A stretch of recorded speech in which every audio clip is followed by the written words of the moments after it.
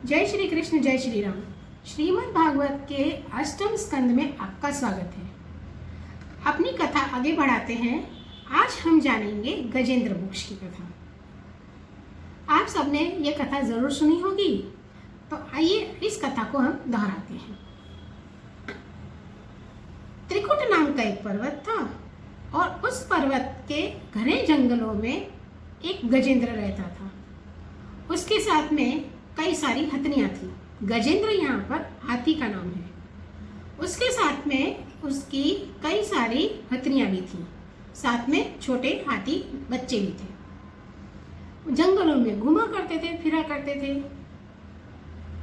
गजेंद्र जो था वो हाथियों का सरदार था। एक दिन उसी पर्वत पर हथनियों के साथ वह आसपास के पेड़ पौधे, बांस, घास फूस, इन सभी को रौंदता हुआ बढ़ता चला गया। बड़े जोर की धूप थी, तो धूप की वजह से वो व्याकुल हो उठा। उसको प्यास सताने लगी। आसपास हथनियाँ और भी थीं, और भी बच्चे भी थे, सबको प्यास लगने लगी। तो आसपास वो ढूंढने लगे कि कहीं पर जलाशय मिल जाए तो वे पानी पी सके। उसी समय दूर से ही कमल की सुगंध वाली खुशबू उन्हें आई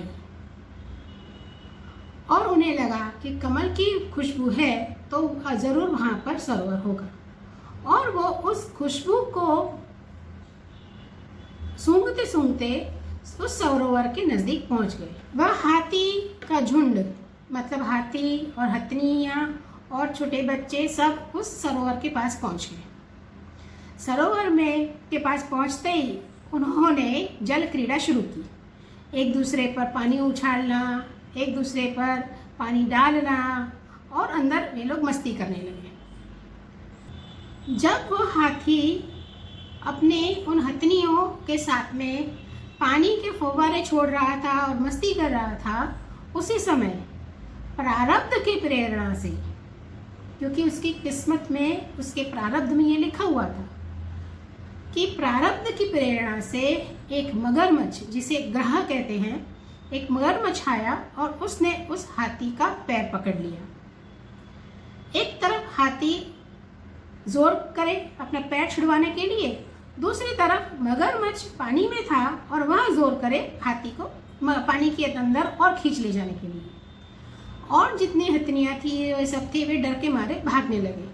वे सभी किनारे पर पहुंच गए और जोर जोर से चिघाड़ने लगे। हाथी भी जोर से चिघाड़ने लगा और उसने बहुत कोशिश की कि वह अपना पैर उस मगरमच्छ के दांतों से, उसके मुंह से छुड़वाए, लेकिन वो जितना भी प्रयास कर रहा था उतने सारे प्रयास उसके विफल हो रहे थे। अब हाथी ने सोचा कि मेरा तो अंत समय निकट ही है। कहते हैं कि पानी के अंदर मगरमच्छ का बल और भी ज़्यादा हो जाता है, तो मगरमच्छ और भी ज़्यादा बल से हाथी को खींच रहा था। उस तरफ हाथी भी अपने आप के बचाने की कोशिश कर रहा था, अपना पैर बचाने की कोशिश कर रहा था। दोनों तरफ से खींचातानी शुरू थी और हाथी का पैर बहुत ज़्यादा जख्मी हो रहा था। जख्म की वजह से भी हाथी बहुत ज़ोर से रोने लगा, चिढ़ाने लगा। तब उसे भगवान की याद आई और उसने भगवान की स्तुति करना शुरू किया। गजेंद्र जो है वो आकस्मिक तौर से उसके प्राण संकट में पड़ गए थे। वो उसने अपने आप को छुड़वाने की बहुत कोशिश की, लेकिन वो छुड़वा नहीं पा रहा था। अंत में उसने निश्चय किया कि वह भगवान की शरण लेगा और उसने भगवान की स्तुति करना शुरू किया। गजेंद्र ने बिना किसी भेदभाव के निर्विशेष रूप से भगवान की स्तुति की थी, इसीलिए भिन्न भिन्न नाम और रूप को अपना स्वरूप मानने वाले ब्रह्मा आदि देवता उसकी रक्षा करने के लिए नहीं आए। उस समय सर्वात्मा होने के कारण सर्वदेव स्वरूप स्वयं भगवान श्री हरि प्रकट हो गए। विश्व के एकमात्र आधार भगवान ने देखा कि गजेंद्र अत्यंत पीड़ित हो रहा है, अतः उसकी स्तुति सुनकर वेदमय गरुड़ पर सवार हो चक्रधारी भगवान बड़ी शीघ्रता से वहां के लिए चल पड़े, जहां गजेंद्र अत्यंत संकट में पड़ा हुआ था। उनके साथ स्तुति करते हुए देवता भी आए। सरोवर के भीतर बलवान मगरमच्छ, जो ग्राह कहते हैं, तो सरोवर के भीतर बलवान ग्रह ने गजेंद्र को पकड़ रखा था और वह अत्यंत व्याकुल भी हो रहा था। जब उसने देखा कि आकाश में गरुड़ पर सवार होकर हाथ में चक्र लेकर भगवान श्री हरि आ रहे हैं, तो उसने अपनी सूंड में कमल का एक सुंदर पुष्प लेकर ऊपर की ओर उठाया। जब गजेंद्र ने देखा कि भगवान श्री हरि विष्णु स्वयं गरुड़ पर सवार होकर के आ रहे हैं, तब उसने सरोवर में से एक कमल लिया और उसे ऊपर की ओर उठा करके भगवान को समर्पित करते हुए कहा कि हे नारायण, मैं आपको यह पुष्प समर्पित करता हूँ और मैं आपको नमस्कार करता हूँ। तब भगवान ने गजेंद्र के इस कृत्य को देखा तो वे बड़े प्रसन्न हुए और वे गरुड़ जी से नीचे उतरे और उन्होंने बड़ी शीघ्रता से गजेंद्र को सरोवर से बाहर निकाला। गजेंद्र को बाहर निकालने के बाद में अपने चक्र से उन्होंने उस ग्राह का मुंह फाड़ दिया और गजेंद्र को छुड़ा दिया। वह ग्राह तुरंत ही परम आश्चर्यमय दिव्य शरीर से संपन्न हो गया। यह ग्राह इसके पहले हुहु नाम का एक श्रेष्ठ गंधर्व था। आइए जानते हैं कि यह जो ग्राह, जो मगरमच्छ है और जो गजेंद्र है, ये अपने पूर्व जन्म में किस रूप में थे और किस कारणवश उन्हें यह स्वरूप अगले जन्म में मिला।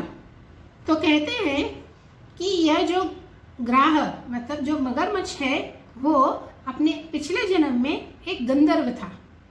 देवल के शाप से उसे अगले जन्म में मगरमच्छ की योनि प्राप्त हुई थी और भगवान की कृपा से अब वह मुक्त हो गया। उसने सर्वेश्वर भगवान के चरणों में सिर रखकर प्रणाम किया और इसके बाद वह भगवान के सुयश का गान करने लगा। उधर गजेंद्र, उसने जैसे ही उसको भगवान का स्पर्श प्राप्त हुआ, वह भी अज्ञान के बंधन से मुक्त हो गया। उसे भगवान का ही रूप प्राप्त हो गया। वह पीताम्बरधारी एवं चतुर्भुज बन गया। गजेंद्र पूर्व जन्म में द्रविड़ देश का पांड्यवंशी राजा था। उसका नाम था इंद्रद्युम्न। वह भगवान का एक श्रेष्ठ उपासक एवं अत्यंत यशस्वी राजा था। एक बार राजा इंद्रद्युम्न राजपाट छोड़कर मलय पर्वत पर रहने लगे थे। उन्होंने जटाएं बढ़ा ली, तपस्वी का वेश धारण कर लिया। एक दिन स्नान के बाद पूजा के समय मन को एकाग्र करके एवं मौन होकर वे सर्वशक्तिमान भगवान की आराधना कर रहे थे। उसी समय अपने योग बल से यशस्वी अगस्त्य मुनि वहां पर आ पहुंचे और वे अपनी पूरी शिष्य मंडली के साथ में वहां पर आ पहुंचे थे। उन्होंने देखा कि यह प्रजा पालन और गृहस्थ उचित अतिथि सेवा आदि धर्म का परित्याग करके, क्योंकि ये तो राजा है तो इसे तो ये सब करना चाहिए, प्रजा का पालन करना, अतिथि की सेवा करना, गृहस्थ उचित सेवा करना, तो ये तो सब कुछ परित्याग करके तपस्वियों की तरह एकांत में चुपचाप बैठकर उपासना कर रहा है। इसीलिए वे राजा इंद्रद्युम्न पर क्रोधित हुए और उन्होंने राजा को शाप दिया कि अगले जन्म में तुम एक हाथी बनोगे। और इसी की वजह से उन्हें हाथी की योनि प्राप्त हुई थी, जो इस कथा में हाथी जो गजेंद्र बताए हुए वो।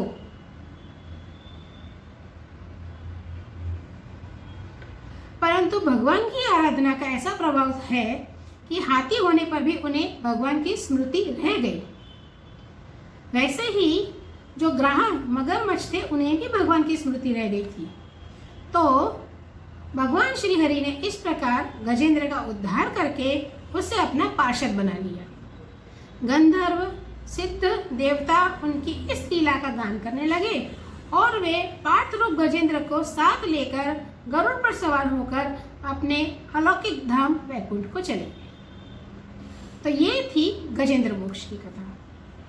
आगे के वीडियो में हम भगवान श्री हरि विष्णु के कच्छप रूप के कथा के बारे में जानकारी प्राप्त करेंगे। आज की कथा आपको कैसी लगी, कृपया कमेंट करके ज़रूर बताइएगा। धन्यवाद।